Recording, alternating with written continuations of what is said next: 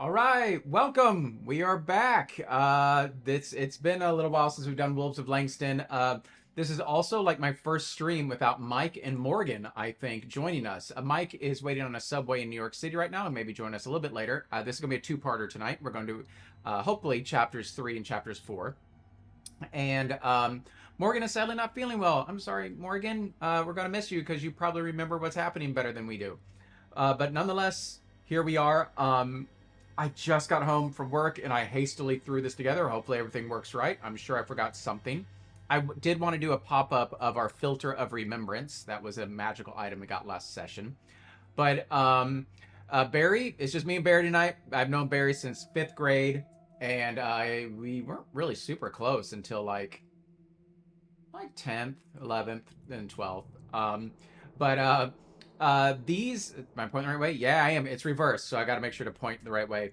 So I realized looking at the cover, these are our main NPCs.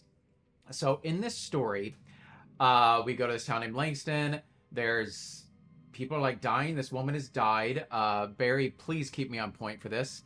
And the kind of swashbucklery looking guy there, that is the fiance, and he's kind of getting on with everybody in town and doesn't seem to be too disturbed. He is the local like herbalist, alchemist character, so he's kind of shady. That person that looks almost like a vampire, a green vampire, that is the mayor of the town.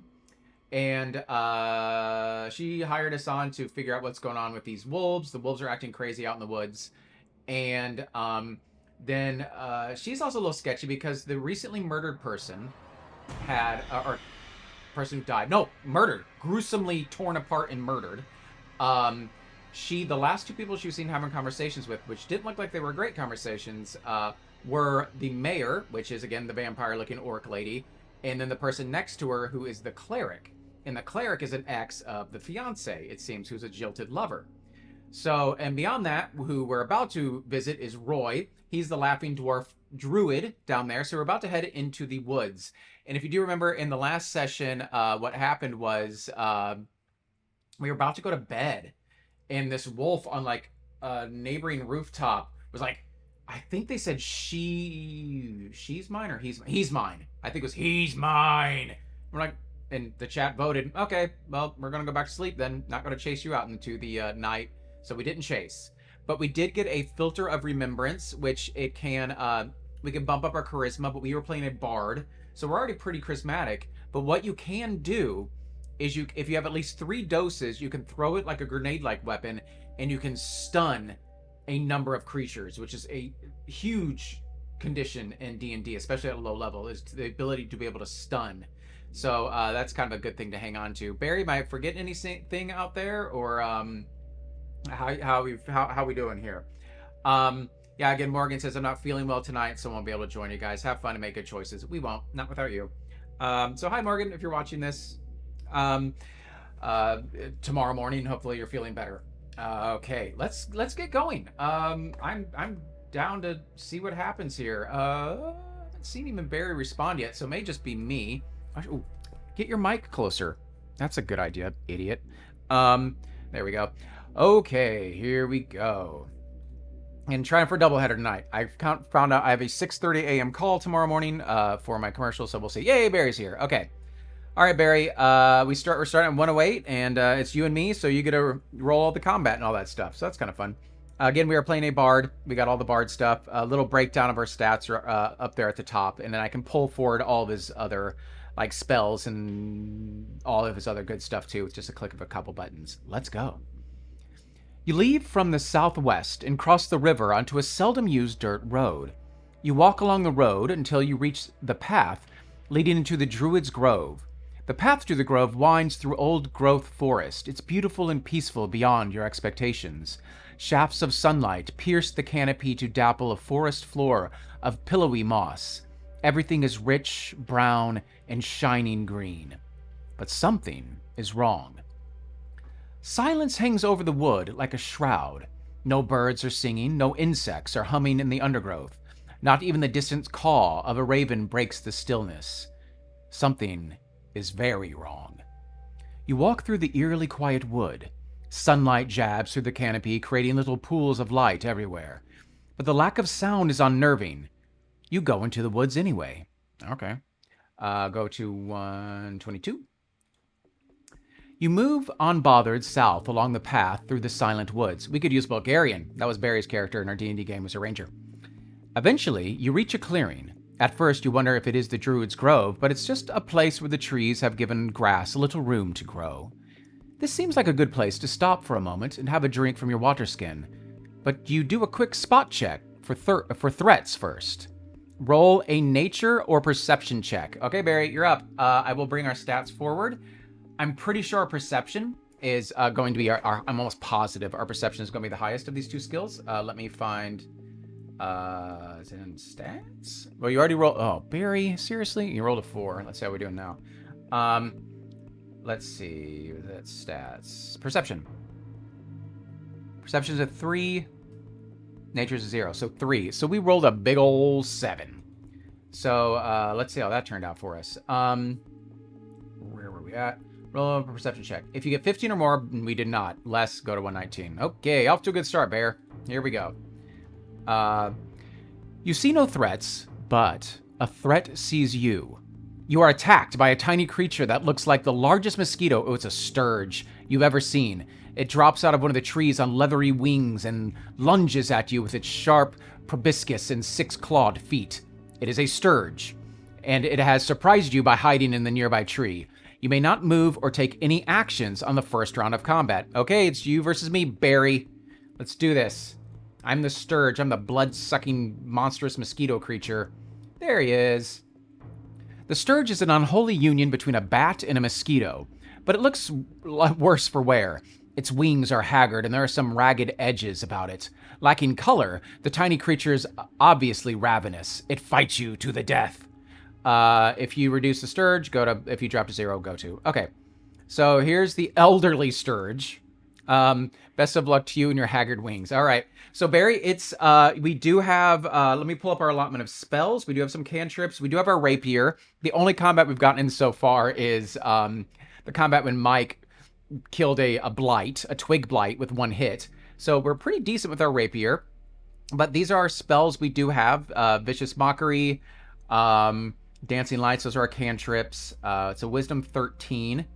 And then our, again, I can pull this stuff up to let you see later. Let's see, where is... Oh, I think our 2 hits are up here, right? We have, if we want to just use our rapier, it is a +4 to hit. It does 1d8 plus 2 points of damage. Or it makes a wisdom saving throw of a DC 13 if you want to use a cantrip. Or we could also get some, I think oop, I was moving the wrong thing. Is this locked? Nope. I don't want to move the book. I want to move the thingy. Oh, I can't move the spell, so it's stuck over the thing. But that's a... Vicious Mockery does 1d4 damage successfully, and you give it disadvantage on its next attack. Well, I guess the main thing is, while you're thinking, I need to roll because you were surprised. So I'm going to roll its damage. I have to get rid of our spell list to see what it does. It is going to do a blood drain. It is a +4 to hit. Our AC is 13. So we have a 50% chance, basically. Let's see what we got. Sorry, Barry. So, it just like hits you like the little sucker things.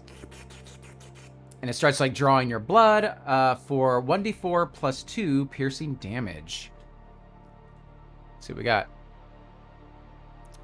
6. Sorry. I'm assuming the druid will save us if we die. We get a little Deus Ex Machina kind of thing going on here. So we are down to 4 of 10 health. Jeebus. You probably want to kill it. It'd be funny if we die and that's it. It's like, well, that was this game. We gave it a shot. Again, first level characters, a couple unlucky rolls. That's all you get. So what are you feeling there, Barry? How are you responding here? Especially given that you're doing the rapier attack. What is his health? Oh, 2. All you got to do is really just hit, and you'll kill him. Oh my god. You rolled a 1. Oh, you do have a bonus action. You can use Healing Word and heal yourself. That is a bonus action, and you heal yourself for 1d4 plus 3. That may be a good time to use one of our 2 spell slots. If you want to, it's your character. Whoops, I accidentally indented this. So are you down to? No, I think that's a special glyph. You are welcome to use healing word if you so desire, or if you want to just chance it and keep on going. No, I think that's a special glyph. I don't know what that means. What are you feeling there, Bear? Are you going to do a healing word, which again would be 1d4 plus 3 health, and that'd be one of our 2 spell slots for the day. Or do you want to chance it and have him attack you again? Because again, that's what healing word's great for, because it is a bonus spell. Healing word, do it. Roll a 1d4. And we're going to add a 3 to this result. Oof, man. Sorry. If I would have rolled a 20, that would have been a lot worse. It was a weird glyph. Oh, the upside down 1 you misread. Oh, of course, that's what it was. I misread the dice, of course. Boy, that is hard to read, isn't it? That's a 2, right? That's a 2. So you got 5 back. Okay, so you're up to 9. That's not too bad. All right, here I go. Okay, so it starts sucking on your face. You're trying to hit it with a rapier, and you just can't pry the stupid thing off, and it's still just sticking this little proboscis into you. And slurp, slurp. Let's see what we got. Oh my god. I rolled a 20. I jinxed myself earlier when I said, well, it could have been worse if I would have rolled a 20. This is what happens when it's just you and me, Barry. We just like totally ruin the game. All right. Something distinct happens on a 20. Jeebies. You do have inspiration as well, which you could use for an attack if you need it. But let's see what happens here. If the Elderly Surge rolls a 20, it does not do critical damage, okay? Instead, the Elderly Surge does 1 additional point of blood drain.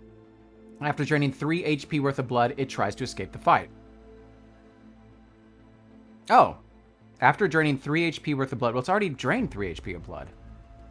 Hang on. This may not be attached to blood drain. Give me a second. So it may have already left the fight. I thought this blood drain little paragraph is underneath it. It's going to explode. Yeah, it really is going to explode. But it says, if the Elderly Surge rolls a 20, it does not do critical damage. Instead, the Elderly Surge does 1 additional point of blood drain. After draining 3 hit points worth of blood, it tries to escape the fight. So, honestly, after that first round, it sounds like, because it did 6, that it would have tried to escape the fight. I feel like that line, after draining 3 points worth of blood, it tries to escape the fight, should have been on a different sentence. But, so we can do a little bit of retcon, so I shouldn't have rolled that 20. I should have tried to flee, which I don't know how we'd roleplay this necessarily, because as the DM, I would just have it do a disengage action and fly up into a tree. I guess if you want, Barry, what you can do is, because it didn't roll that 20, it got the blood that it needed, you can try to shoot it with your crossbow.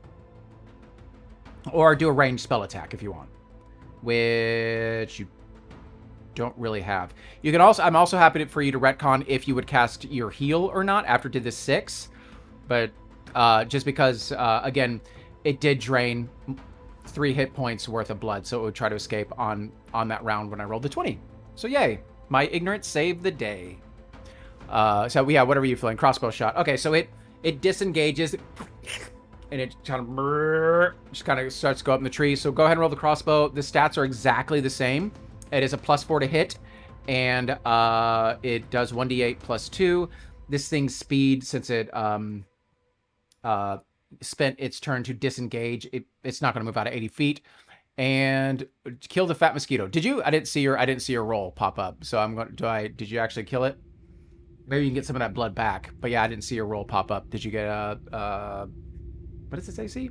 You rolled a 14. Oh, okay, and its AC is a 14. Okay, and you did how much damage? I guess it doesn't matter because you're going to kill it because it only had like 2, and your bonus to it is a 2. So, all right, so let's just say it goes up there because we rolled a 20. It flies up above you. You shoot it, and then it just pops like a balloon, and just all your blood just falls back on you. So you're now covered and caked in the Sturge blood. All right, well, that could have gone worse.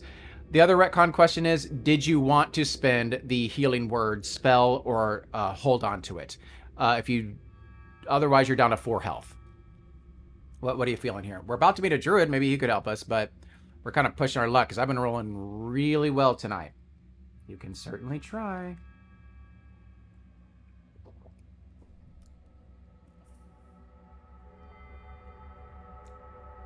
Healing word again. Okay, so you're good. All right.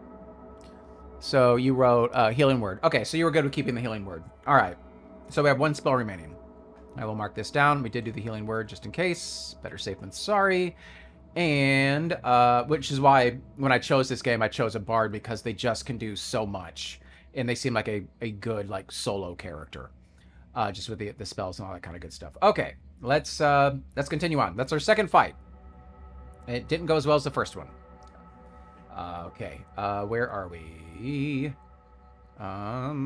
We need to go up here. If you dropped it, if you reduce to 0, yay, we did. After a little bit of poor reading on my part. Gain inspiration, which we still have. You knock the little bloodsucker out of the air. It falls to the ground after dumping gallons of blood upon you like Carrie, twitches a couple of times and lies still. This clearing still seems like a good place to take a rest. As you rest, however, the sound does not return to the woods. The sturge was not the cause of the unease, well, obviously. Gain the benefits of a short rest. Oh! You can spend your hit dice. I am so bad with this. I'm not a player. I'm a DM. I am so bad with the short rest mechanics. I think you roll if you want, which you should. You watched Carrie last night? Did you really? That's funny. You can roll a 1d8 and you get that many hit points back. Nothing else really needed recharging, and you can't regain a spell from a short rest, but you can get. Go ahead and roll a d8, I think, and you'll be able to get that that level of hit point back. So we could. We get. Actually, it doesn't even matter because we're already at 9 of 10, so you're going to max out. When you're ready to move on, you continue towards the Druid's Grove. Also, we did decide that because this is a solo game, you can do bardic inspiration on yourself, like a Valor, College of Valor bard. Yeah, are you feeling? I'm just going to bump you back up to 10 because that's just how math works. And I think we're just kind of moving on. And we do have the inspiration, and you can be gaining inspiration. So remember that, which I do have exclamation point after right here. Maybe I'll put it in bold or something just so we remember that we have it. Inspiration, and we can also do bardic inspiration on yourself, and I think it lasts like a minute. So keep that in mind too. If we need to make some kind of check or something like that, and you really want to succeed, you can inspire yourself. Okay, let's go. When you're ready to move on, we are inspiration versus bardic inspiration. Yeah, it's kind of inspiration is you get advantage on the roll. Bardic inspiration is, I think it's a d6 for your level. You get to add you roll, you see your result, and then you can decide if you want to add a d6 to the roll. And you get to roll that after. And it's basically on any roll that is a d20. You can't do it on like a damage roll. Okay, let's go to the Druid Grove. 150. 150. I was clicking the wrong page. Here we go. After twisting and turning, I almost broke out into Breaking the Girl by Red Hot Chili Peppers. You're lucky I didn't. After twisting and turning a little way through the woods and calming down after your run-in with the sturge, you reach the edge of the trees above what could only be the Druid's home. The woods open up into a pasture dotted with wildflowers. A craggy outcropping of stone juts up from the center and looks like there's a small kitchen area set up under an overhang, along with a hammock, a table, and a chest. It looks like a naturally occurring lean-to or a cottage with most of the walls missing. The Druid is nowhere to be seen. You can clearly see that the grove is occupied, however. Near the outcropping, you can see a medium-sized wolf. The animal is stocky and slightly red in color and hasn't noticed you yet, though it raises its head to sniff the air from time to time. Here we go. Barry, you sneaking into the grove, or are you striding into the grove? I'm assuming sneaking would be our stealth. I can see what our stealth is, but stride in. Okay, don't even need to look it up. Stride in.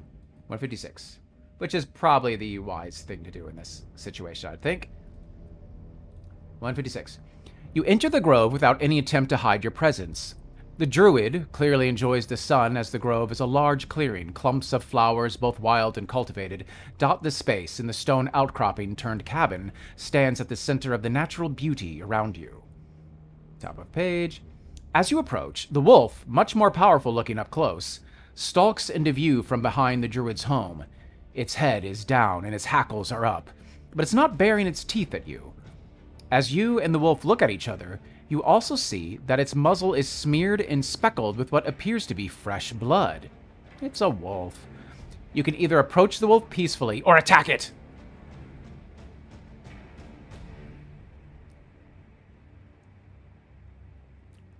You attacking, Barry, or being peaceful? I have a feeling what you're going to pick, but peaceful, yeah, exactly. That just makes sense. And again, Barry's the ranger of our old party. The wolf looks quizzically at you, doing that dog thing where it kind of like, what? Just moves its head back and forth. Clearly confused about what to do next, but also not attacking. It flicks its ears and appears lost in thought. If you have any rations in your pack, you could offer the food to the wolf. Okay, this one's on me. Because when we were at the store, I was like, I don't think we need to like buy like all of our mundane stuff because it just says build a starting character, and our starting character had just a pack. We just got like an adventurer's pack or whatever, and there should be like rations in it. So this one's kind of on me because I was like, I don't think we need to get like rations and stuff because we're D&D first level character. We already got all of our stuff. Yeah, exactly. So that's we assumed you would have bought some rations, so let's just spend some money now. I think that's fair because we would have. Rations are super cheap. I'm gonna. Oh, we can't actually look at the market. What page are we on? I think it's in the very bottom of the book. I can see the exact. We are on page 20. Let's see, so 32 on this. Let's just see what rations are. General store. Rations 1 day. Oh yeah, look at that. 5 silver. So let's get. We got a lot of gold. Like 2. Is there some more basics you just want to grab just in case, Barry? Okay, I think that's fair. Because again, this one was on me. It's like, I don't think we have to like painstakingly go through this and like buy a blanket, buy a backpack. I assumed we just had this stuff because again, we are a first level character and we have like just starting equipment and packs. Is there anything that is jumping out at you to buy, Barry? Backpack, which we would have. Like, it's already established that we're like this traveling character. We have like healer's kit. We do have a healer's kit. We already bought a healer's kit. Okay, yes, we have clothes, Barry. We bought like potions of healing and antitoxins. Rations, obviously. I'll give us like 4 days worth of rations. How's that? Which is only like 2 gold, so we're down to 148 gold. Rope. Sure, another gold, 147. You won't be able to see that I'm writing this down, but I am. Rope, rations, 4. Yeah, I mean, or at least torches. Do they have torches? You just get a bunch of torches.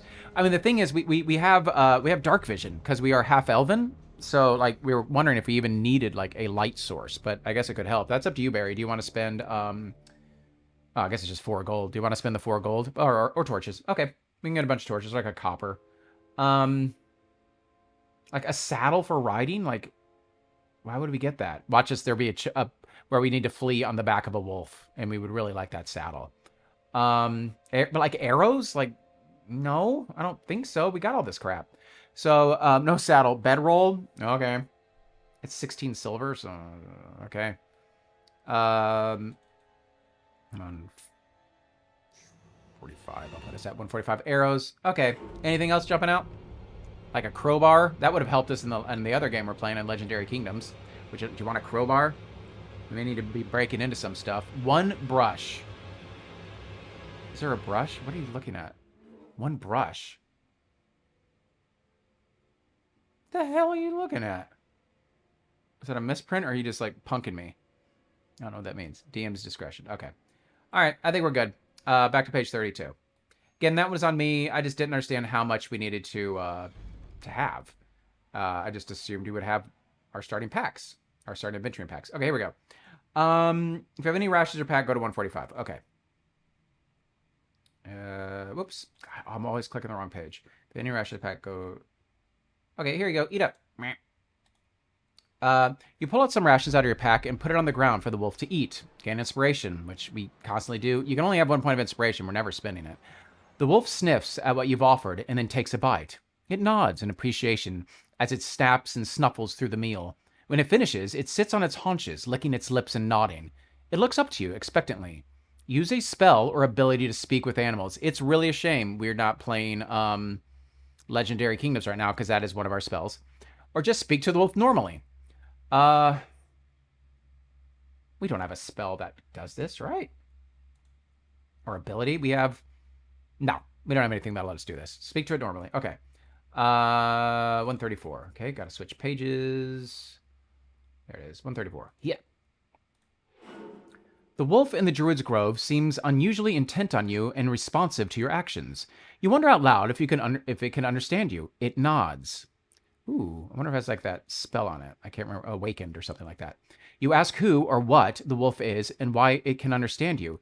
It trots over to the living area under the rock outcropping and noses around a pile of tattered clothes. A moment later, it comes trotting back with a wooden druidic holy symbol. It drops the symbol at your feet. You have found the druid. Oh. Okay. I guess we didn't need to give him our rations. But maybe we've curried some favor. Silly druid. This is what Barry and I, when we played, our buddy Bob was the druid in the group, Dominus, and this is something he would do. He was really powerful and really good. We got up to like level 14 or something like that. But he was very annoying too. You ask the druid to revert back to its dwarven shape, but he woefully shakes his head.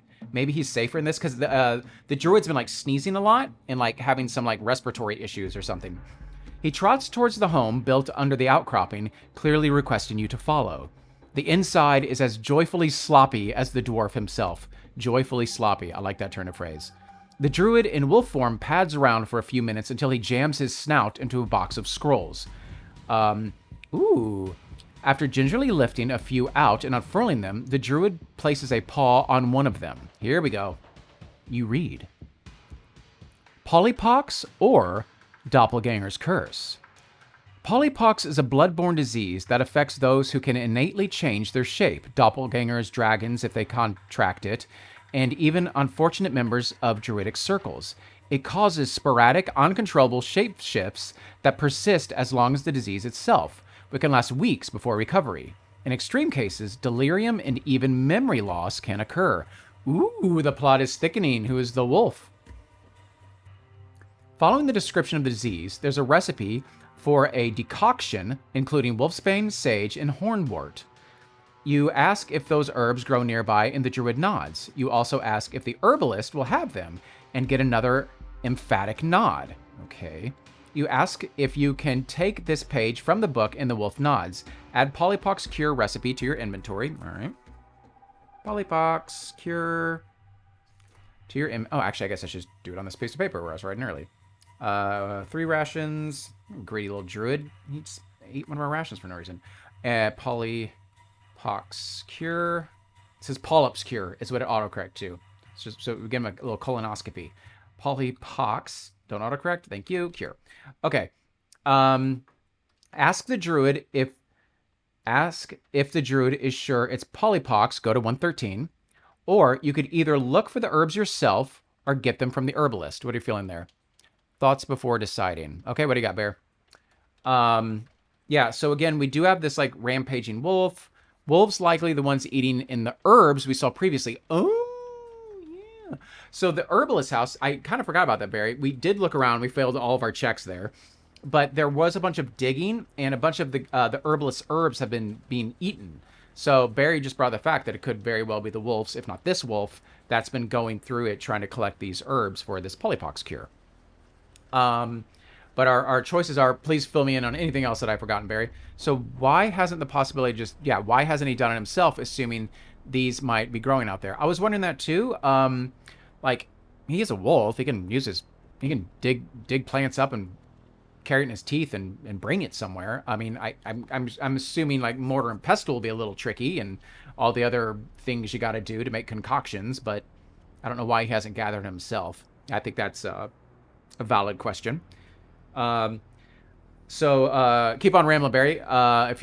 He's steering us to the herbalist for some reason. Obviously, that is true. And the herbalist, who we just met with last chapter, who seems somewhat dubious as well. But our current thing is ask if the druid is sure it's polypox, look for the herbs yourself, or get them from the herbalist. Those are our options.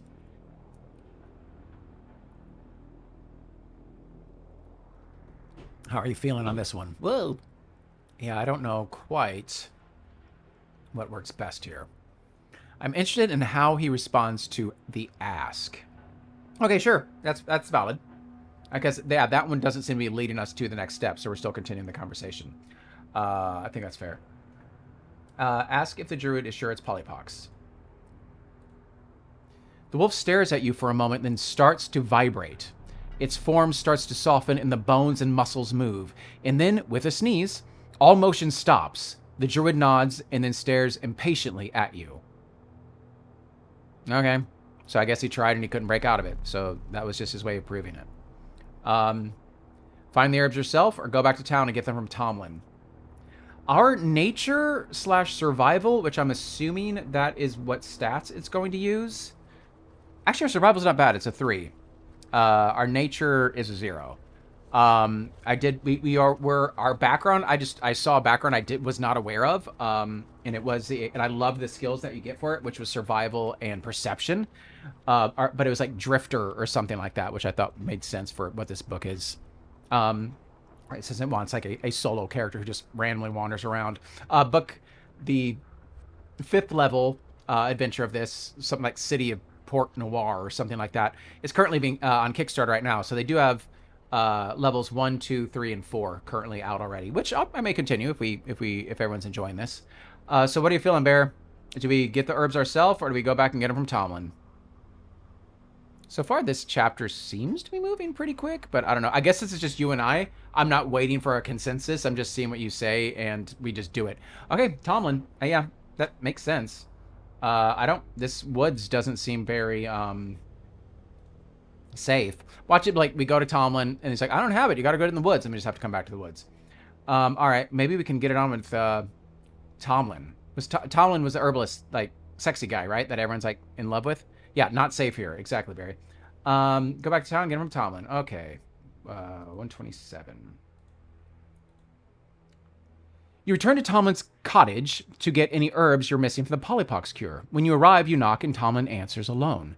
You tell him about the polypox cure and let him know that you need sage, hornwort, and wolfsbane for Roy. Oh, well, that shouldn't be too hard, he says with a broad smile. Which one do you need?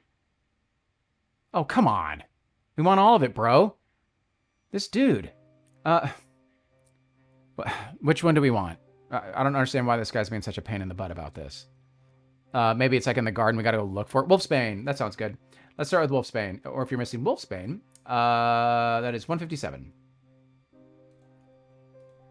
Oh, I have lots of dried wolfsbane, but I can't handle it right now. Shut up. Tomlin shows you a bandaged hand. Hurt myself in the fight against the scraplings. Did he? Those are the things that we fought in his backyard. That's a poisonous flower, and I wouldn't want to get any of its toxins in an open wound. That's mildly valid, but...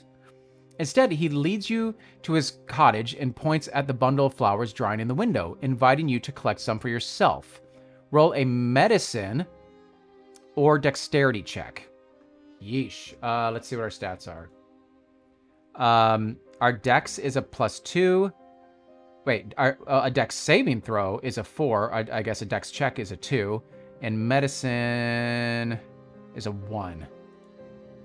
Medicine check, please. It's a 1. You good with that? Okay, so you're going with dex. It does say dex check, not dex saving throw, so that's a +2. If you get a 15 or more. We do have inspiration. Do you want to try your inspiration on this one? I just want to know if he's lying. No kidding. Oh, is that why you want to do the medicine check? To see if he was lying? Oh, oh, yeah. I was thinking medicine so we could pick out the wolfsbane, but you're right. Why would we have to do dexterity? Ooh. Well, you do have inspiration, Barry. You can try to spend it. That's up to you. If you get less than... Yeah, so maybe... I don't know what the dex check would do. But medicine, yeah, seems to kind of make sense. But I'm happy, whatever you want to do. If you want dex to be careful, we don't poison ourselves. Yeah, maybe. But put some gloves on. Yeah, up to you, buddy. I'm happy to do dex or medicine. And we do have our inspiration if you want to use that. Or you can also obviously save it. Or you can do bardic inspiration, which gives you a d6. So let's use, okay, you want to use the inspiration? The bardic inspiration you can roll afterwards to get a +d6, or the inspiration is you roll the 2 d20s, taking the highest. So let's do, okay, using the inspiration. Let's see what you got. So I'm going to get rid of our inspiration by just making it. Go ahead and roll the 2d20s with a +1, I think it is. We want a 15, so we need a 14. We need one of these dice rolls to be a 14. So see, roll your 2d20. Go to 147. I guess, honestly, we may as well do a dex check because it is the same exact thing. Our dex is 1 point higher, so it's a 5% better chance. It's the same exact roll. It says roll medicine or dex check. If you succeed, we go to the same number. So, unless when we get there, it's like, did you roll dex or did you roll medicine? Maybe it may pull one of those on us. But just roll your 2d20s and let's see how we're looking. Again, we're going to take the highest of these two rolls. I don't see any dice. You're not getting. I definitely am not getting your rolls. I will reload my page. Again, this is the thing. This site, I've learned that I have to reload my page frequently, and you may have to do it as well. But I did not get your rolls. Go ahead and try to roll it again, bud. But I should be able to get it now because it's I reloaded it, and we'll see how we do in regards to this lovely roll. Yeah, this dude, man, this dude's sketchy. I don't know what's going on with him yet. But now, you're right about it's a little sketchy that, oh, I can't touch that plant that is highly lethal to werewolves. Holy crap, you got it. Good job.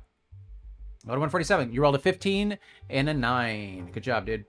So, that is exactly what we wanted. Go to 147. Okay, let's see. Under Tomlin's watchful eye, you managed to safely collect a wolfsbane. All right, add wolfsbane. We got wolfsbane. Is he going to give us an excuse for every single thing that he can't find? If you're still missing an herb for the cure, you can get sage or hornwort. Which one do we want? Sage or hornwort? Hornwort! Let's do it. What excuse has he got for hornwort? Hornwort, 159. Hornwort? You still need more? Wait, where's that? Ah, hang on. I got these little pop-ups. I got to move them out of my way. They're good. Just go away. There we go. Sorry, I had a pop-up. Hornwort, 159. As hornwort is an aquatic plant, Tomlin can't grow it himself and needs to get some from his stock. He's expecting a shipment, but it's in high demand. He asked that you help him cover the costs, I had a feeling. Pay Tomlin 1 silver for the herb? Okay. Sure. Or trade something worth 5 silver. I mean, again, we're a starting character. We had a substantial amount of gold, so I'm not really concerned about that. Or we could have just sold some from our pack. I think that's easy enough. I'm not even going to bother about 1 silver piece because if you do remember, the mayor gave us like 40 gold or something like that. So I'm not a problem. So okay, we got hornwort. If you pay 1 silver for the herb, go to 153, which we did. Add hornwort, got it. Tomlin thanks you so much for understanding. If you still need to get sage, which we do, 159. Which is actually just right here. Just can scroll to that one. Nope. Shoot. I'm an idiot. I did the wrong thing. What is it? Oh, butts. Where was I? Wolfsbane, Sage. Sage, 159, right? I thought I just went to 159. I was talking about hornwort. Weird. If you want to pay, yeah, go to 153. I don't know why I'm confused all of a sudden. Add hornwort. Thanks for understanding. If you still need that, you can get sage. It says sage is at 159. But sage is... It's bringing us to the hornwort section. Let us... I mean, right? I'm not crazy about this. But I feel like I saw sage somewhere just out of the corner of my eye. Here, it looks like there's a bit of a typo. Where's this at? Look, if it does he have it or not? Interpretation needed. Yeah, we got the hornwort. He just oh, that's good. Does he have the hornwort or not? Because he's like, oh, I'm waiting for. Maybe he's just like he's low on it, and he just wanted the silver for it. The sage. If you still need them, you can get sage. Go to 159 or wolfsbane 157. Okay, let's see what happens when we go to wolfsbane. There's just one number we haven't done yet. I'm just going to go to 147. I'm just trying to track down all the numbers that it's mentioned. If you're still missing... Here we go. If you're missing an herb for the cure, you can get sage at 114. Okay, it looked like there was a... Thank you, Barry. Yeah, That wasn't me, right? It was a typo. That was not me. Or am I like really, really stupid? Because you seem to know 114 before I did. Typo. Okay, good. So I'm not stupid. In this case. Here we go. I have some sage growing in the garden, but part of the trellis has fallen into that plot. Oh my gosh, your silly fetch quest, bro. Tomlin says. But he hands you a hammer and some nails. What? But many hands make light work. If you could help fix that bit of fence, you can take as much as you want. Dude. He leads you to the garden to get the... Okay, you rolled a 6. I haven't even gotten that part yet. You can take much sage you want. He leads you out of the garden to the place that needs repairs. He can't stay and help, though, as he has something very delicate brewing and he needs to stay near his filtration system. Roll a dex check or a proficiency check with carpenter's tools. We don't have that. If you get 10 or more, we did not. We got an 8. If you would have done Bardic Inspiration before, you could have bumped that up by a d6 and we would have gotten it, but we did not get it. Because you got to claim Bardic Inspiration before you make the roll. Yeah, that's how that works. Okay. So we did not get 10 or more. We missed by 2. If you get less, go to 148.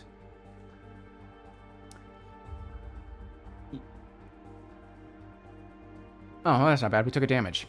You managed to get the sage, but it was not an easy build, and you are battered, bruised, and scraped. Well, we're a bard. We are not a carpenter. Add sage. We got all the things. Take 1 damage. Okay. I mean, I'd rather him just be like, here, I'll give you the sage if you let me punch you in the face. I'm like, all right. There we go. And we built it. It was like Mr. Miyagi's deck. You have all the herbs. Go to 140. Okay. So this has been a little silly fetch quest. Not super keen on this currently. I wanted to be like in the woods. I know we had the chance to be in the woods, but whatever. When you arrive in the grove, Roy is waiting for you in wolf form. He helps you find the battered teapot in the kitchen cubby, and you brew him a tea from the medicinal herbs. Looking for a teacup, you can't find one and just pour the steaming bitter brew into a bowl of questionable cleanliness. This doesn't seem to bother the druid as he laps up the medicine. After... Ooh, we got a long passage and an item. Finishing the bowl, the druid lies down and you follow suit, finding a comfortable place on the ground to sit. After an hour or so, the wolf's form starts to ripple and shift. Roy gets up and paces, a low whine escaping his throat. With a rustling sound like wind in the tall grass, the fur recedes back into his skin. His limbs groan and pop as they shorten and twist back into his natural shape. Eventually, Roy ceases to be a wolf and changes back into a dwarf who smiles broadly at you despite a red nose and watery eyes. I have no idea what his voice sounded like. Oh, that's so much better, he says, wiping his nose on his sleeve. Snot and all. That's a first for me. Polypox isn't easy to catch. It's a blood-borne disease, and while there was that elderly sturge in the wood, after being abandoned by its swarm, it couldn't have gone far. Do you think the sturges are passing this disease? Because they are sucking blood, they could be passing it on to other people. Thought. There's a lot of little red herrings in here, though, which I appreciate. Or clues, maybe. So there was some other shapeshifter nearby that passed the disease. Oh, okay. Maybe some doppelganger traveled in disguise, or a lycanthrope passing through one night. Must be slipping. He thanks you profusely and says he wants to return the favor with a gift. He unclasps the silver starburst brooch on his chest and presents it to you. This is the silver star, he says. A gift from an old cleric friend of mine. Solane's predecessor at the temple. Since we druids have problems removing curses, he thought it would be helpful. Still haven't used it, but maybe you can find a use for it. Add Silver Star to your inventory. Ooh, it looks like the holy symbol of Ravenkind. So, Silver Star. Created by a holy order, to protect common folk and monster hunters alike. The Silver Star is a rare, wondrous item. That's fun. It has a single charge of remove curse within it, within a range of touch. When used, the Silver Star glows brightly and discharges star-like motes of energy. Casting Remove Curse on the star recharges it. Oh, that's fun. Can only hold 1 charge at a time. This item requires attunement, so we just need to do a rest with it and cuddle it and speak soft words to it, and then we can use it. So we have a Silver Star. I'm going to screenshot that. Yeah, and when I'm less busy than I have been this week, I will have a better inventory for us to look at our special items, like our Filter of Remembrance as well. Okay, so we got a silver star. So I guess he doesn't consider himself cursed because he hasn't cast it on himself. People are behaving questionably in this area. The druid is happy to have you back anytime you need. But at the moment, he badly needs a rest. Before you return to Langston, you can ask him a few last questions. Wow, this chapter's almost over? I wonder if we're going to get another little fight. Granted, we had a hard time with a big mosquito, so... ask Roy about the scrappling claw. Did we... What's-his-face gave us a scrappling claw, didn't he? Actually, I have it right here. Here's my scrappling claw. This is like a salad tosser thing, but I used it in a short video I did, and it's just still down here. Okay, Maybelline. I didn't even finish because I got so excited about my salad tongs things. Ask Roy about the scrappling claw, or ask Roy if he had polypox before or after Maybelline's death. Okay, sorry, I got carried away. So, 135. Gain inspiration. All right, we got that back. Man, that happens fast. So I'm just going to bold that real quick. Huzzah. Woo. Always clicking the wrong buttons. I can't rightly say when I got sick, he says, but I'm pretty sure I started feeling a bit sniffly around the new moon. Took a couple of weeks to start sneezing and changing, though. You continue questioning Roy about whether or not he has amnesia. Far as I can tell, there's no gaps in my memory. Wasn't even sneezing or anything by the time the moon was full. Only just today did I have the first uncontrollable change. Well, am I a suspect now? But he doesn't wait for an answer, just throws back his head and laughs. You ask if the polypox has anything to do with werewolves then. A werewolf, any lycanthrope, can definitely get polypox. But just be a carrier. It's tough to say, but I do know it's a blood-borne disease, and I haven't been fighting anything with fur these past months. Probably that old sturge in the woods infected me. Oh, so maybe we have it. It got me pretty good one time. Oh, crap. Okay. Whoops. Finally, you ask if Maybelline died on the night of the full moon. Now that you mention it, yes. The young lady died right around then. Maybe even on the night of the full moon, so you may be onto something there. From here, you can ask Roy more about the scrappling claw, which you may as well, and then head back. So that's the last thing to ask. Let's just do it. You ask if this could have been the killer, and Roy shakes his head. Not a chance. This is a wee little thing. You should look at what's left of the girl. You'll see that these poor victims were mauled by some beasts much larger than this. But this could still be of some use. He asks for the claw. You hand it over, and Roy binds it with some leather from nearby, chanting softly in the druidic language as he goes. Light yellow motes of energy coalesce around the limb, whose claws are now tightly bound in a leather strap. He hands you the dismembered claw. Ooh, check this out. The scrappling claw will now act as a magic club +1. I think we can use a club, but nonetheless, we do have a magic weapon. A club does little damage, but we do have a club +1. So that's good to know. All right. We're getting a lot of stuff. It does it for the next week. So that's it. So the rest of this adventure, basically. At the end of the week, its magic will fade. Okay. I hope that helps you a bit, adventurer, Roy says. Now, until I see you next, I must rest. If you haven't asked yet, you can find out.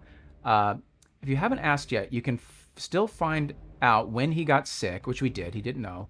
Or you can give him some rest and return to the end. Okay, 124. We asked him that, right, Barry? At the 135? How he got sick, and he said he didn't quite know. I recall the claw being mentioned. Don't recall where it came from. The claw came when we killed the little stick guys. When Mike was rolling the character and he killed the little blights in the garden. That's just one of its hand. Yeah, we asked. Okay, great. Go get some rest. 124. You return to the inn for a well-deserved rest after a very busy day. Yeah, we went to the Grove. We went back to Thomas' house. We went back to the Grove. You eat a hearty meal alone in the common room before falling into exhausted sleep. Are we going to have a wolf visit at night? You are troubled by dreams as you sleep. In one, you are attacked by rose bushes that claw at you with their thorns. In another, you are running through the streets of Langston on all fours. In a third, you see the hulking shape that woke you before as it watched you from a nearby rooftop. It bears down on you, but you cross over into a shaft of sunlight. Is that foreshadowing the priestess? As the dark beast reaches into the light for you, it starts to crack and crumble. Just as it's about to become visible, you wake up with a start. You lie in your bed in the inn. You are alone in the room, and there is nothing outside the window. You can either go to sleep or keep watch. What you feeling there? Oh, actually, I've got my it's a little throwback, vintage, kind of like 80s shirt. It's my little wolf shirt. So what are you feeling? Do you want to stay? Last time we just went to sleep. We did not keep a watch, but nothing's happened. So this happened previously, yes. The dreams, I think it may have mentioned, I may be confused with the Cthulhu game we played, but we did have the option to keep watch after we saw the wolf, and we decided not to. We just went to sleep. So we did get a full night's rest because we didn't do that. But yeah, I'm agreeing too. Let's do watch because we know there's this wolf on the rooftop that likes to hang out. So we may not get a full night's sleep or something like that. But let's see. Get up to keep watch. 160. Keep watch. Skadoosh. Clicking buttons. Oh my gosh, keep clicking the wrong thing. Here we go. It's an uneventful night. You don't get nearly as much rest as you would have liked. Get the benefits of a short rest. Boo. So we're still down a spell. Gain inspiration. You have inspiration. Once the sun has risen, someone starts knocking at the door. We can answer it. We can draw a weapon before opening the door, like a weirdo. Or we could ignore the knocking and be even more strange. Which one are you feeling? Answering the door, grabbing our weapon before we answer, which could make sense. Or just ignoring the knocking because we don't like stories. Which one are you feeling there, Bear? Answer the door. Okay. No weapon, just answer? All right. Answer the door. 128. Might just get attacked. Oh, God. I saw the reddish wolf. I was like, oh, my God, are we getting attacked? Oh, that's probably for if he tried to attack the wolf. That's probably what that means down there. Gosh dang, I keep clicking the wrong buttons. You open the door to the innkeeper carrying a steaming tray. He gives you your breakfast and asks if you're doing well. The Sun Cleric was in the tavern last night. She was asking after you then and today. Will you be visiting her today? She has asked that you come to the temple. It seems that people in town have been talking, and she thinks that she can help. You also have this from the mayor's office. He places a note among your dishes. You thank the innkeeper for the message and the breakfast. You eat as you read the note. 64. Oh, here we go. This note is a square piece of paper with neatly cut edges, even though the picture is a rectangle. There is a new lead that you will need to follow. Come to the town hall. Checking both sides of the paper, there's nothing else. Go to 167. 165, excuse me. After you've eaten, you make your way once again to the town hall. As you make your trip, you feel like you're starting to see the rhythm of life here in Langston. You're seeing many of the same going to and coming from the market. You're seeing many of the same going to and coming from the market. Craftspeople of all kinds quietly go about their business.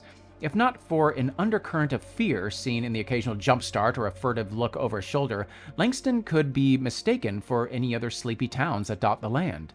But it's not. It's a place where killers walk the streets at night.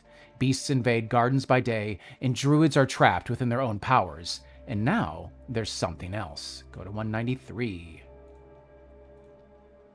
The mayor's aide is waiting for you in the town hall. Oh, you're here, he says. The mayor has been waiting. Follow me, please.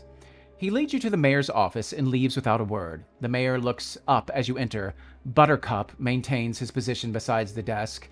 After perfunctory greetings, Mayor Anathram says that she needs you to investigate a report of bandits in the region. Ooh, fight, fight, fight. Reports are coming in of two strangers that make citizens feel threatened. Likewise, there are a number of farm animals missing. Also, other items of value. The arrival of these strangers is likely related. Is it, though? Maybelline's death could also be related to these strangers. I want you to investigate. Roll an insight check. We do have Inspiration Berry, and you do have Bardic Inspiration as well. We need a 15.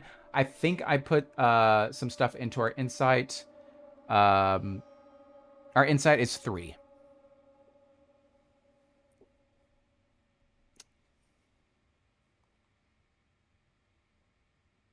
And what you got? Yeah, what are you feeling there, Barry?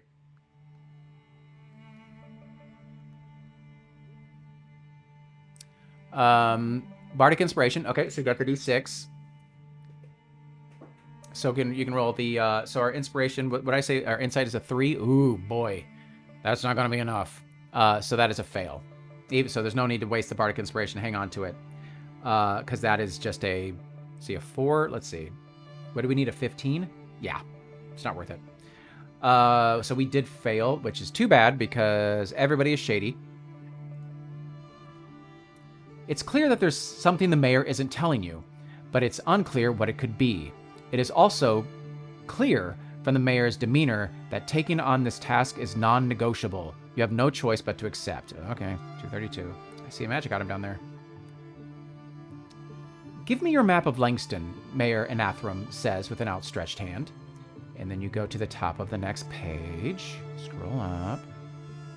Why don't you hand it over? She uses the quill from her desk to circle an area outside of town in the wooded area to the north.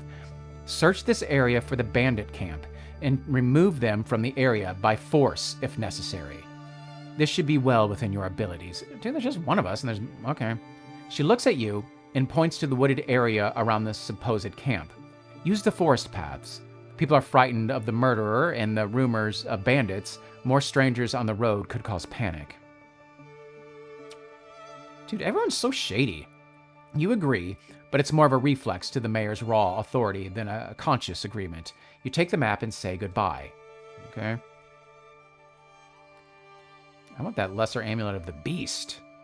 Heading north, as if traveling to the nearby farmlands, you veer off the road into the woods to the east of the road. Oh, we're still going.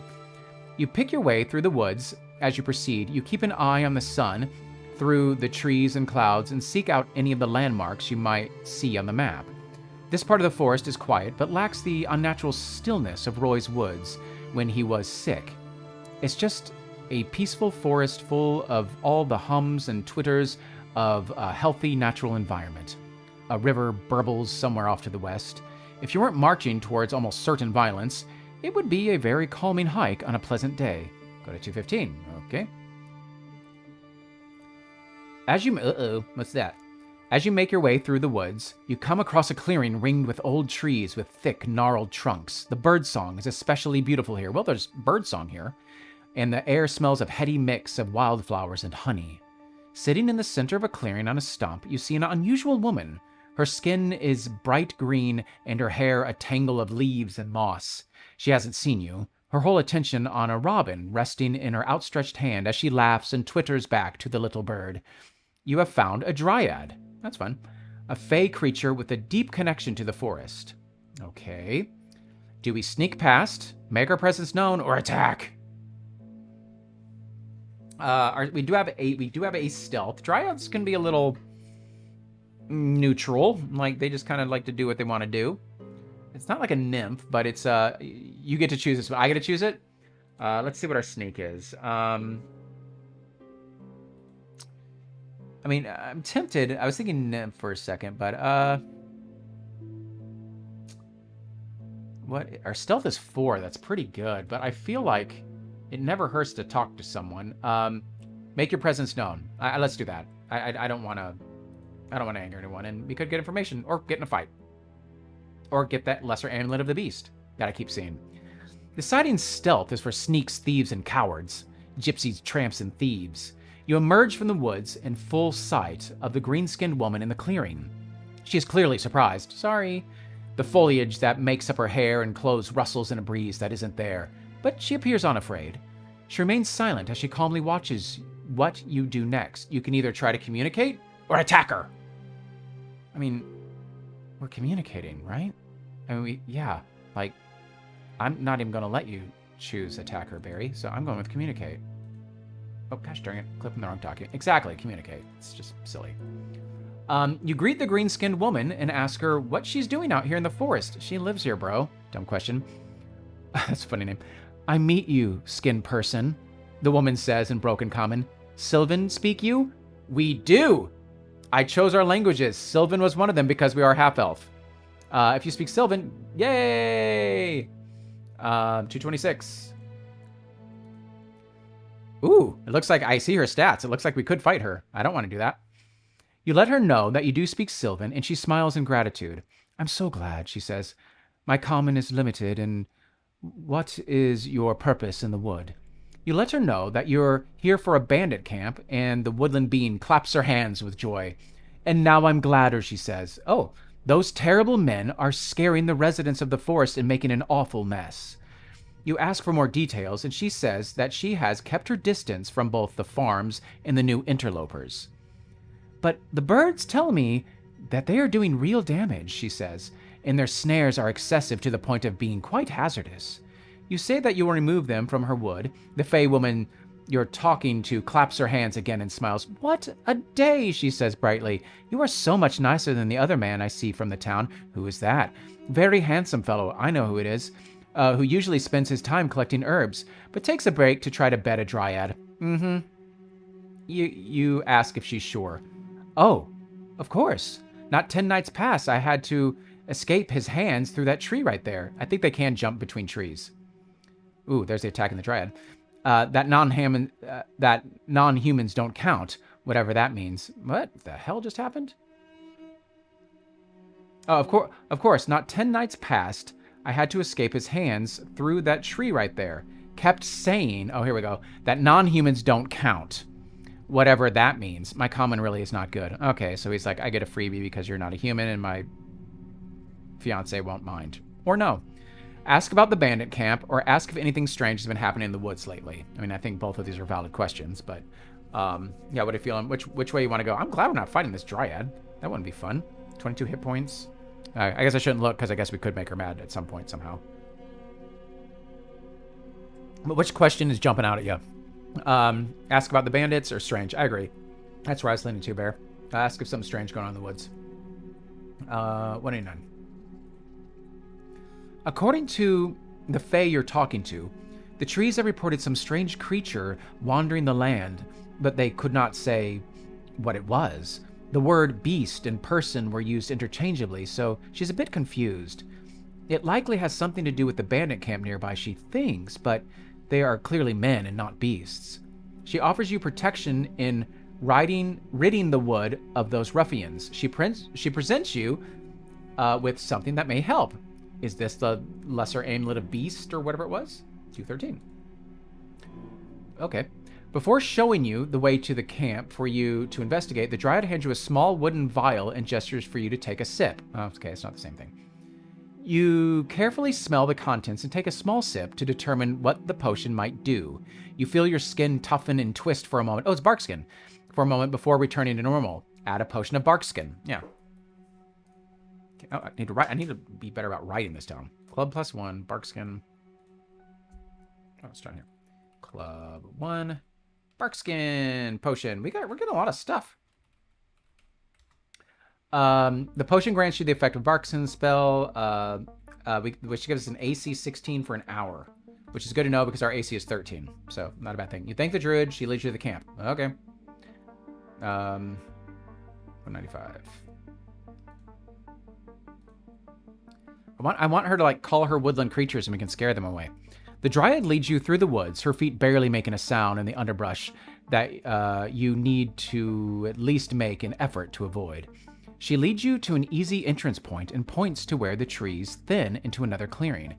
This flat patch of earth couldn't be more different from where you met the dryad. This sloppily built fire pit is surrounded by the detritus of several meals, including scorched bones of various sizes, and old grayish porridge even the local wildlife steered clear of. Most importantly, the camp is indeed empty with no sign of activity at all. You turn to the dryad to thank her for her help in finding the camp, but she has already vanished into the woods as if she was never there. With a shrug, you slip into the camp to investigate further. Go to 182. Okay. Boink. The camp isn't much, all told, and you probably wouldn't think anything of it just stumbling across the site on your own. A competent but not impressive fire pit is set up at the center of the clearing, though no kindling appears to be gathered for the night. Charred bones from a variety of small animals and other less recognizable detritus litters the ground. I said it right that time. There don't seem to be any tents, but 2 rough lean-tos have been constructed to presumably keep bedrolls dry in the event of rain. We bought one of those. There is very little else that seems important in the camp, though you can see an oilcloth bundle hanging in a tree to keep something off the ground. It's a bear bag and away from curious animals. It's tied to a tree trunk with a rough hemp rope. Roll intelligence investigation. Hey, Mike's here. Roll intelligence investigation check to search the camp for anything you might have missed. If you get 12 or more, go to 207. What's up, Mike? A lot of stuff kind of going on. We talked to the druid. He's got this thing called polypox. We gave him a potion to cure it. And now the mayor's like, hey, you need to like sneak up and get rid of these bandits. They're kind of causing trouble. So we just met this dryad, and the dryad is like, she brought us to the camp, and we're currently like, we're in their camp right now. I guess that was you rolling inspiration. Oh, you made the roll, Barry. Roll investigation check to search the camp, and you got it. You used our inspiration. Wow, both of them got it. Good job. So that was our inspiration, and other things happened too, but that's kind of a quick gist. We did get a couple of new things. We got a potion of barkskin. We got a magical club +1 that lasts for a week, and we got a some other magic bric-a-brac, which I can't. Oh, what else did we get? Barkskin potion, polypox cure, which we already used, and we did get something else that I took a screenshot of. Where'd it go? Oh, we got this thing that does remove curse. It's a magic, like, it looks kind of like the holy symbol of Ravenkind to an extent, like a starburst, and it casts remove curse. And then the way you have to recharge it is casting remove curse on it again, and it just holds it till it's used again. So yeah, got some bric-a-brac. Okay, but Barry made that roll. We did lose our inspiration, but we got that roll. Good job, Bear. 12 or more, go to 207. Okay. You searched the bandit camp, starting with the oilcloth hung in the tree. A leather scroll case contains a rolled sheet of vellum. Examining the document, you see that it is a warrant made out to someone named Horace and Titch. The bandits' names, presumably. Oh, okay. It offers hundreds of gold pieces in reward for information regarding the criminal's location and thousands for her capture, dead or alive. Ooh. The warrant is for the Wolf of the Road, who has an obvious orcish name you don't recognize. They are wanted for the killing of a constable in Three Rivers. Okay. Not knowing what to make of this, you take the document with you until you can find out more. Okay, so we're not being incredibly stealthy about us being here. These bandits have clearly fallen on hard times as their gear all seems tattered and in poor repair. It's likely that any valuables they might have are also kept on their persons. However, elsewhere in the clearing, you also find a smaller oilcloth rolled up and stuck into a deep knoll on a tree. In the second oilcloth, you manage to find an agate brooch worth 15 gold, and disguised with some ash, there's a flimsy jeweled dagger worth 5. Okay, I'm just going to screenshot this because I don't feel like writing it down at the moment. Okay, leaving the rest of the bandits' junk, you note that the day is coming to an end soon and you will need to hurry back to town to report to the mayor. I thought we were told to get rid of them. We're not getting rid of them, we're just stealing their stuff. Your trip back to town is uneventful. As you walk, the roads are empty of other travelers. Just seem loot, says Mike. As you walk, the roads are empty of other travelers, though that could also be explained for the quickly advancing nightfall. You keep your eyes on the tree line too, but no hungry wolves make another appearance either. No one wants to be caught outside after dark with an unknown killer out there. By the time you will make it back to Langston, the sun is nothing more than a faint blush on the western horizon, and stars are just speckling the sky overhead. It's later than you expected, but you feel that the warrant should be discussed immediately. As you arrive at the town hall, the sun is completely gone. The building is dark, but you run into the mayor's aide, locking up just as you arrive. The mayor isn't here, he says in response to your question. Though she does often stay into the night, she seemed distracted after receiving a sealed message earlier today. She wouldn't tell me what it was. She wouldn't tell me, take 3. She wouldn't tell me what was in it, but she left shortly after. What a little gossip this person is. You let him know it's incredibly urgent and that you need to speak to Mayor Anathram right away. He gives you directions to her house and bids you a good night. Okay. Ooh, it's a long one. Whoa. Oh, there's the bandits. They're about to pop up a little picture of them. As you approach the mayor's home, you see two shabbily dressed men lounging by the entrance to her garden. One is tall and lean with a sharp face that seems set in a permanent grimace of contempt. So, this must be Titch. The other, presumably Horace, has a smug smile on his face as he scratches idly at his protruding belly. Both wear equally mismatched clothing and piecemeal light armor, as if everything they have is scavenged from those even less fortunate than them. As you watch, the mayor approaches from the other direction. She stops to scowl at the two men. You see her hand stray toward her belt as if reaching for a weapon, but she catches herself and stalks forward. The shorter of the pair waves and waggles his eyebrows. They greet each other, and not in a very friendly manner, though they are too far for you to hear specifics. After a brief exchange, they all go into the house together. Horace leads the way, while Titch takes up the rear. A moment after the door shuts, lamplight illuminates from the front window. You approach the house. Here they are right here. Yeah. Look at them. They look like a kind of a weird, like a 80s synth indie band. Okay. 197. The mayor's house is a large single-storied home with a small neglected garden and a thick wooden door. Like the rest of the town, it's built on a stone foundation with timber-framed walls. Lamps have been lit inside and glow through closed curtains. Despite the thickness of the door, however, you can clearly hear voices raised in anger inside. You can continue to listen, knock, attempt to force the door, try to pick it with thieves' tools, which you don't have. House call. Yeah, super sus. Yeah, so this mayor was like, get rid of them any means necessary. She didn't say she knew who they were or anything like that. Everyone's being super sus. So again, we can listen at the door. We can knock, attempt to force the door open, because we don't have thieves' tools. Listen, yeah. Listen it is. And we have good perception. So we also do have... our bardic inspiration would have worn off. So we do have 2 remaining. We did try to get... We took watch the night before, Mike, so we never got a long rest.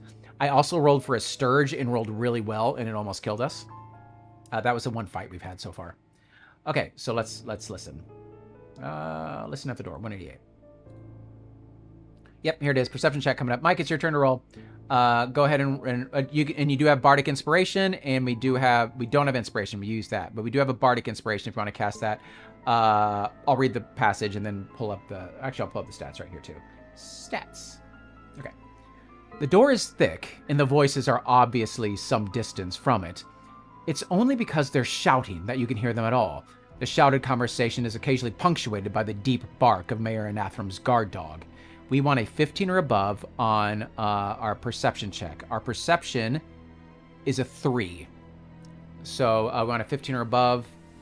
We have a 3. You can cast Bardic Inspiration. You can cast Bardic Inspiration yourself, and it lasts for, what, like 10 minutes? So if you don't need it for this roll, you can keep it for any subsequent rolls that we have, which we would deem takes place in the next 10 minutes. So that's up to you, Mike. But we have a 3 on this roll, so we need a 12 or above to get this. And I believe our inspiration is out. Ooh, you weren't doing Bardic Inspiration. Did you? So you didn't cast Bardic Inspiration on yourself yet, Mike? But you got it, though. Go to 217. Gain Inspiration. Okay. Man, they pass this thing out like candy. Skadoosh. Okay. Despite loud barking, you can make out 3 voices. Well, that makes sense. One is obviously the mayor demanding what the 2 men are doing in Langston. The 2 men take turns speaking in low, arrogant voices. You still can't make out everything they're saying, however. You just catch words like wolf, money, and find out. Ooh. It's the Langston files. You can knock, open the door by force, or pick the lock.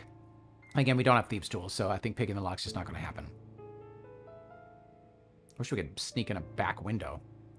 So what are you guys feeling here? Knocking or open the door by force? Knock? I know. Seems to be the only... I mean, we do have Thunder Wave. That's a way to just knock that door open. So Mike is voting with knock. How are you feeling, Barry? Just barge our way in, or just be nice about knock, I guess. Yeah, I know. Barging in seems a little strange in this circumstance. You can knock. Go to 205, okay? Boofk. The voices go silent, and you wonder if anyone is coming. As you're considering other options, like picking the lock with lockpicks that you don't have, you hear the mayor's voice call out from the other side. Who's there? You answer that it's you and ask if everything's all right. Silence again. Finally, the door unlocks and the mayor's scowling face greets you. Oh, excellent. I'm glad you could make it, she says, in the most courteous way you've ever heard her speak. Won't you please come in? Confused, you follow her into the front hall of her home. As soon as you step past the threshold, you see that the lean bandit is standing behind her with a dagger in the small of her back. Okay, the mayor is an old adventurer. So she's like a battle-scarred adventurer. So I think, come on, Mayor. Mayor Anathram hardly seems to notice him, however, as she is both taller and much broader than him. Welcome to the party, he says to you, his sour mouth twisting into a wry smile. Come in and make yourself comfortable. Growing even more confused, you follow the mayor and the bandit into the house's parlor. The shorter, more portly bandit is also there, casually toying with a dagger and trying not to notice the enormous mastiff staring at him like a meal. Yeah, dude, get that mastiff in on this. Hey, as you were, folks, the proud bandit says, gesturing expansively, then pointing at you with his knife. Except you. Stand over by my companion there so we can keep an eye on you, eh? You look askance of the mayor, and she gives you a single small nod, and you do as you've been asked. Go to 209. Oof. Now in the parlor, you can see that the home is well appointed with comfortable furniture and a snug little kennel for the dog. The walls aren't bare and include a few oil paintings, some sconces for lamps, and other generic decorations expected from a person in the mayor's position. All of it is rather bland, however, as if she selected her surroundings based on someone else's taste, except maybe the stained battle axe hanging over the mantel. A low fire is just getting going in the hearth. The two bandits are standing closer to you. Between you and the mayor's position with her dog, the mayor is sitting in a dining room chair, one hand on her dog as if restraining him with her light touch. Both are still, but with a tightly coiled fury.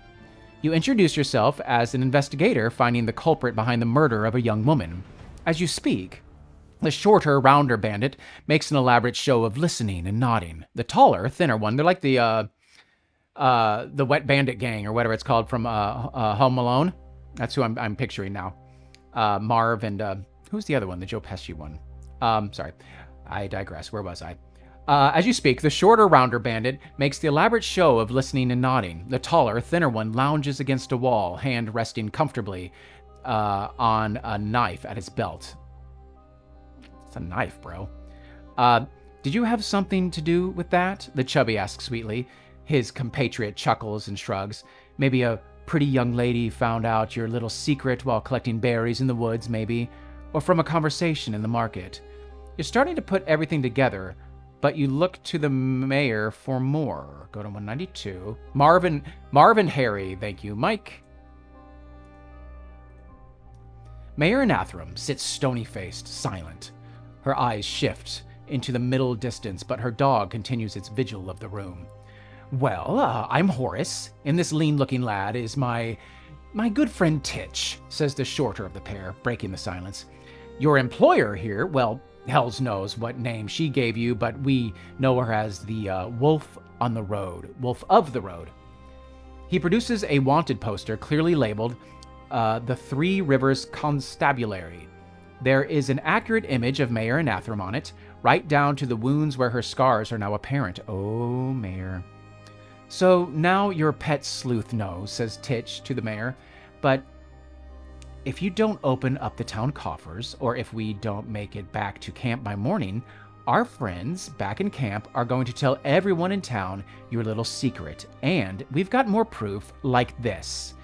You take this opportunity to point out that neither are there any more conspirators back at the camp, only the warrant, and that is somewhere safe. I see, said the mayor. Her smile is far more unsettling than her scowl. The two bandits glance at each other, the blood draining from their faces. Mayor Anathram pats her enormous dog's head as it begins to growl. You can try to threaten them into running away or attack them. Those are our two options currently. Threaten them or attack them.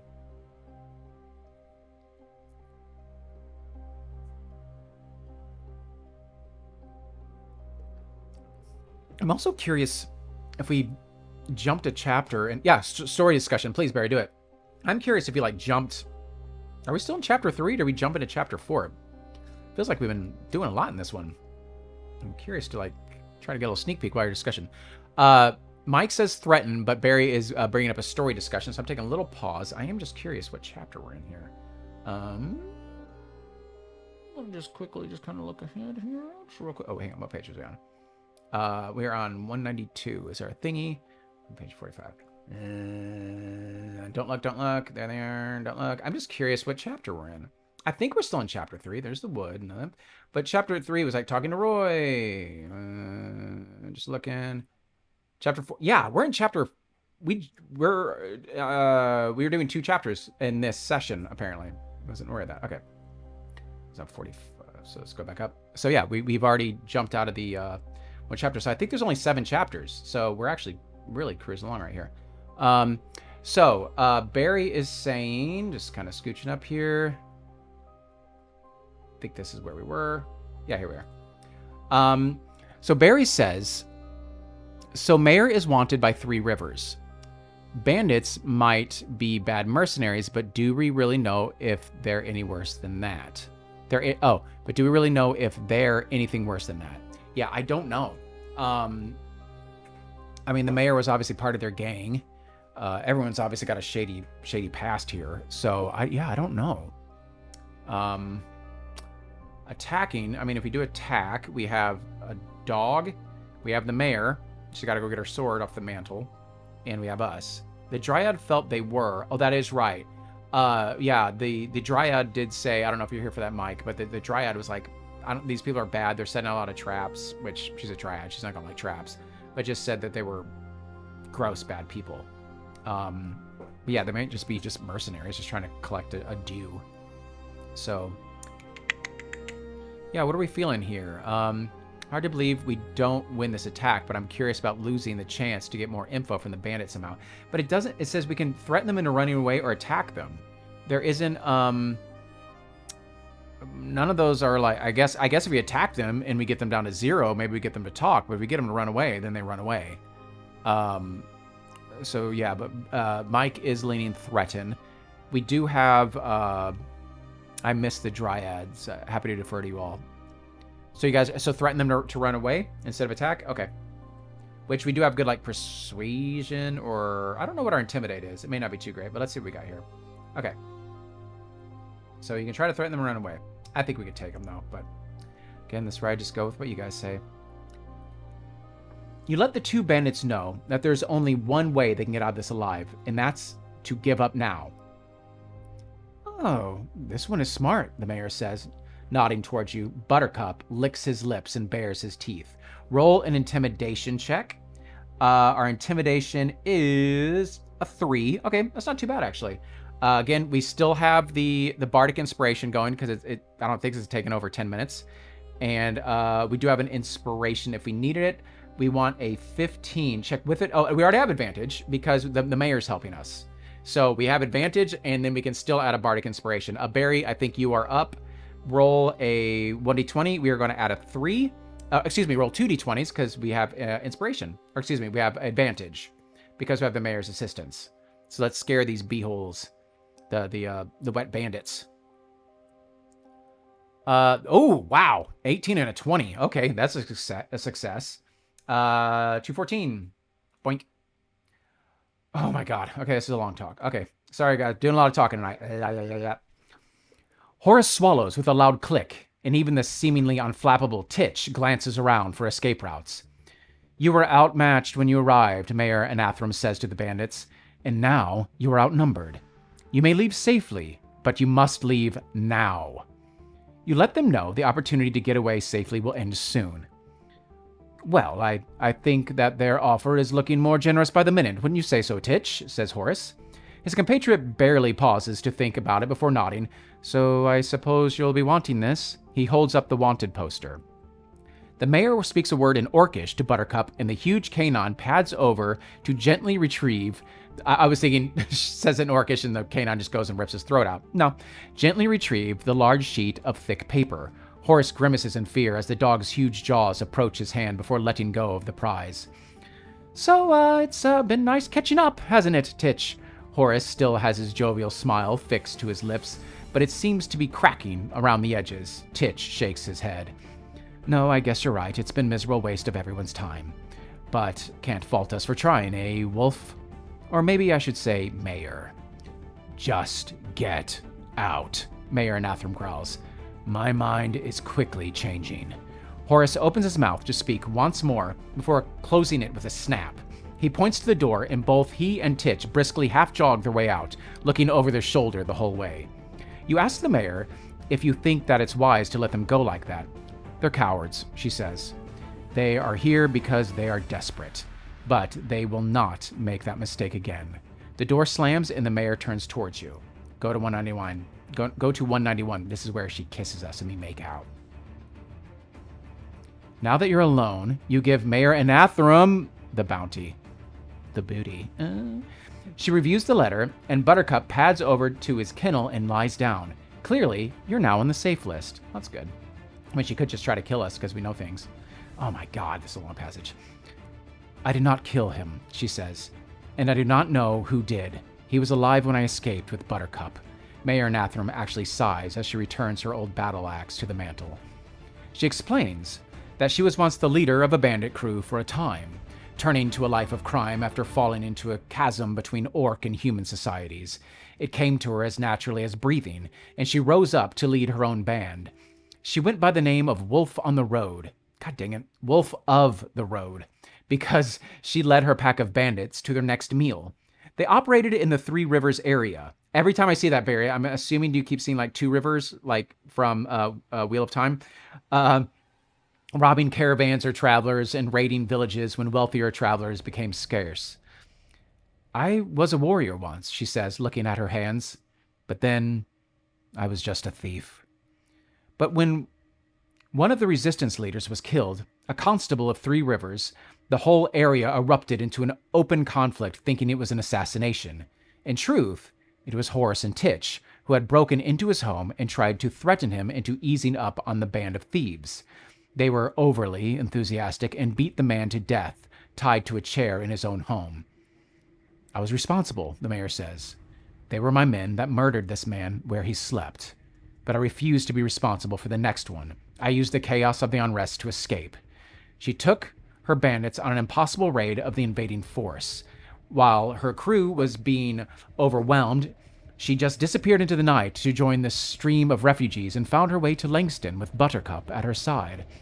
The people of Langston assumed that she was a veteran, and she never corrected them. She lied about everything the whole time she's been in Langston, but she's determined to make things right. But Maybelline had found out, probably from Horace or Titch visiting the market and stirring up trouble. Ooh, because remember, her and Maybelline were having a little row in the streets. I have changed. I was a warrior once, then a thief. But I was not a murderer. She paused to take a breath. Maybelline did not see it that way. Wish you could make an insight check. Go to 221. We argued, the mayor says. She did not think someone with my past should be in my position. I disagreed and convinced her that I am better suited to protect Langston from threats. She sets her jaw and then looks at you, and you see tears shining in her eyes. I was wrong. The next night, something killed that girl, and it was not me. A loud crack rings out, and you jump.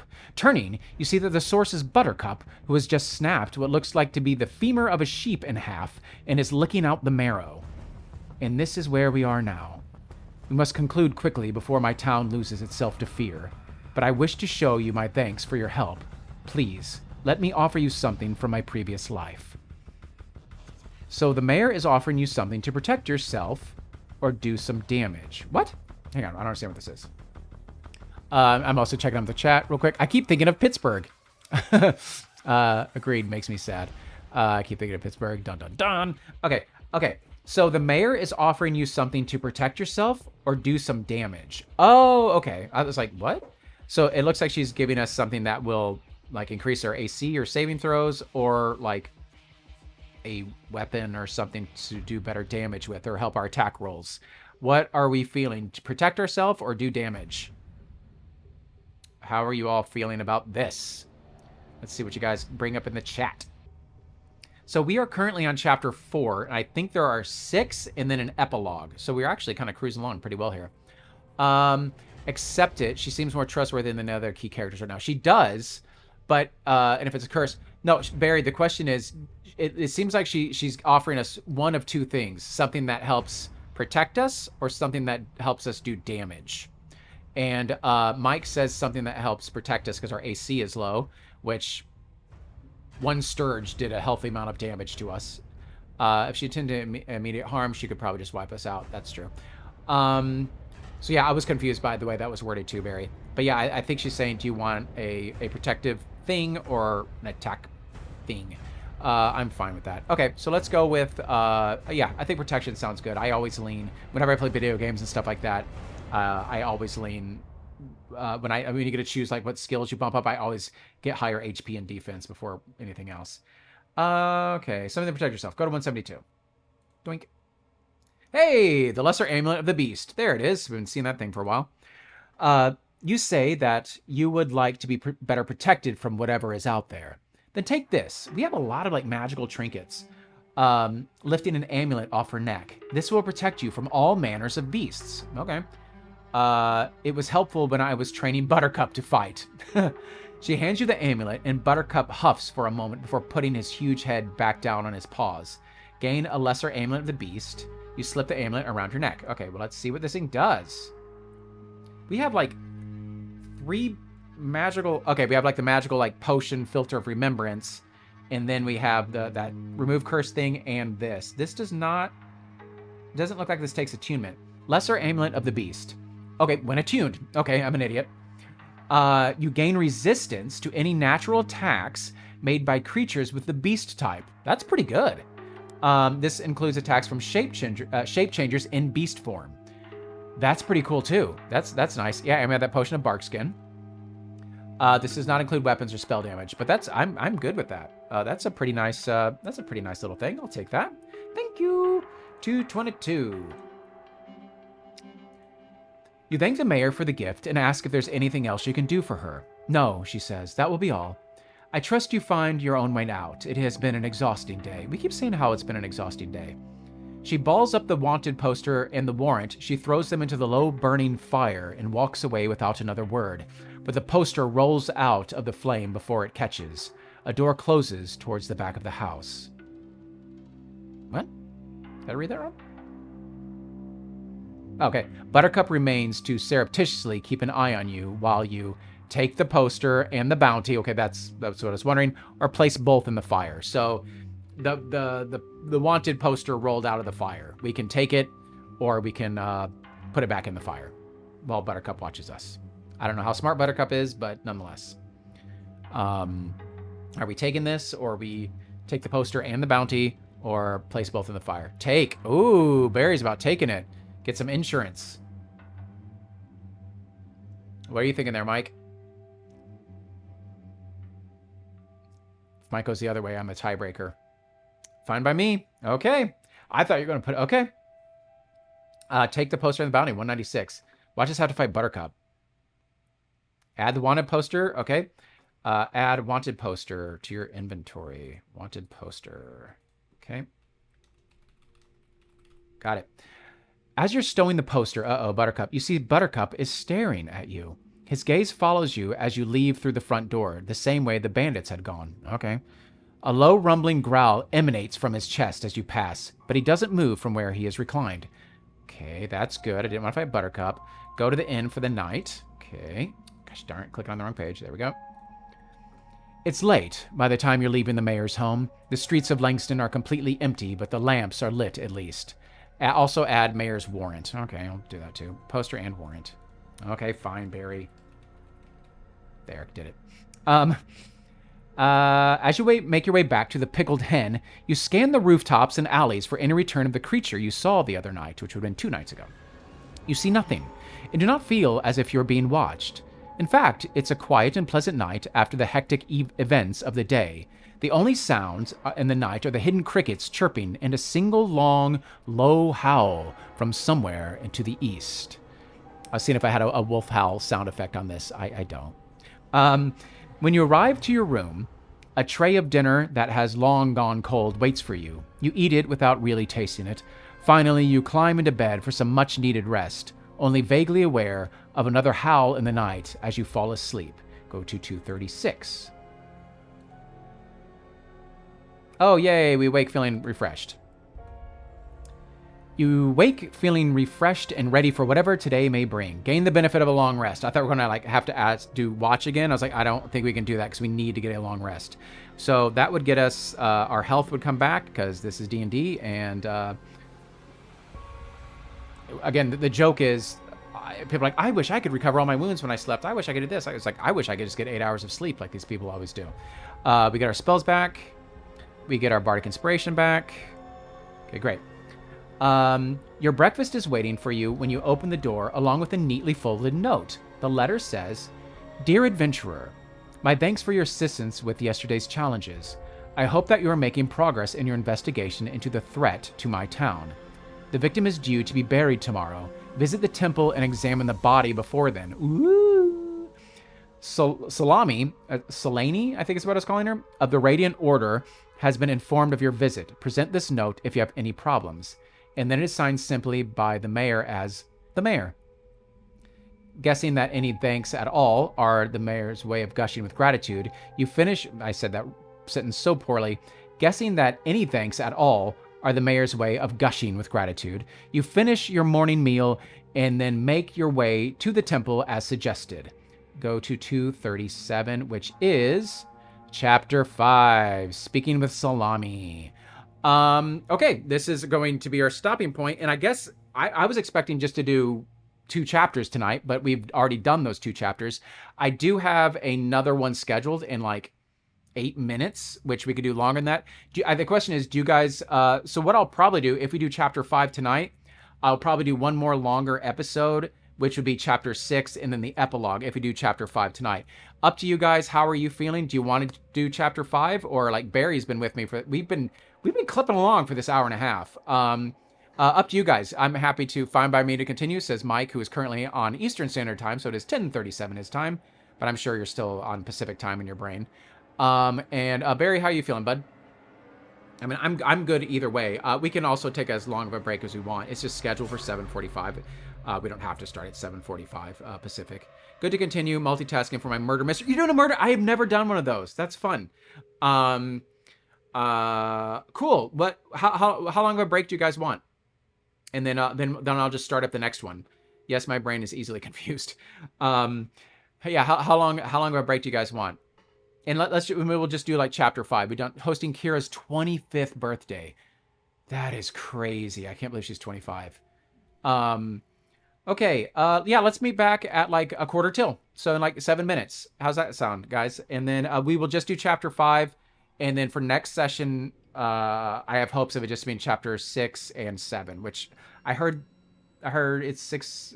I don't know. I may be wrong. I don't want to get spoilers, so I didn't look too far ahead. But anyway, who cares? I'll see you guys in like 7-ish minutes for the next one. And cool. And everyone, this is Wolves of Langston. If you're watching this, Morgan, like if you're watching this now, this is Wolves of Langston. That chapters 3 and 4. Moving on to 5 next. Bye.